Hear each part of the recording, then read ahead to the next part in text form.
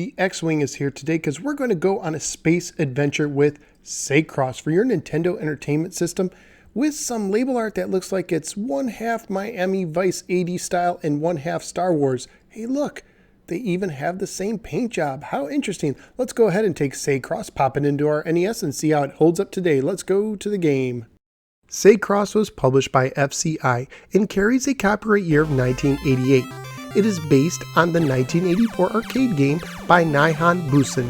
If the game looks familiar to you, it might be because Magmax, which I reviewed in episode 148, plays very similar to Seicross.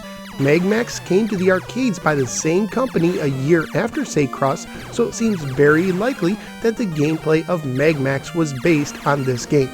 Seicross is a side-scrolling shooter for 1 or 2 players alternating with only one standard mode of difficulty.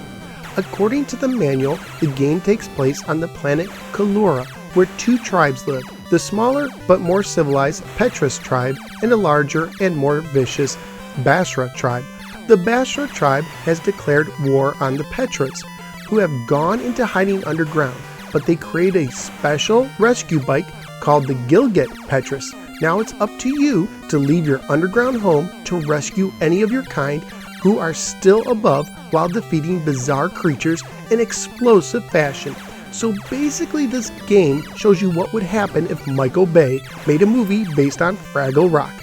In the game you use the D-pad to move your space moped and either the A or B button to fire space lasers.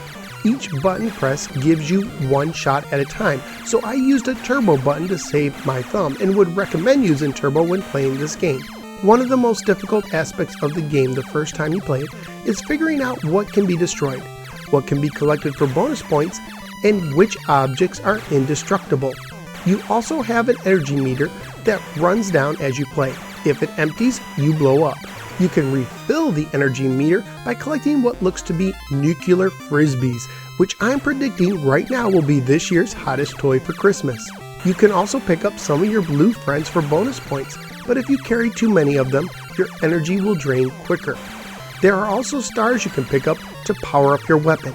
You can also bump and be bumped by enemies bumper car style, with bumps into obstacles leading to an explosion. Occasionally the level will end and a new stage will start. The levels all look pretty similar, with a few new wrinkles here and there, and it seems the game just loops back to the beginning if you get far enough. The game also lacks boss battles, which would have been nice. Graphically speaking, the game looks okay, but it won't blow you away, and the same can be said for the sound as well. And yes, this is a family-friendly game. On eBay, loose copies were going for $5 to $8, complete copies were going for $12 to $20, and those prices include shipping. So what did I think of Seicross for the NES?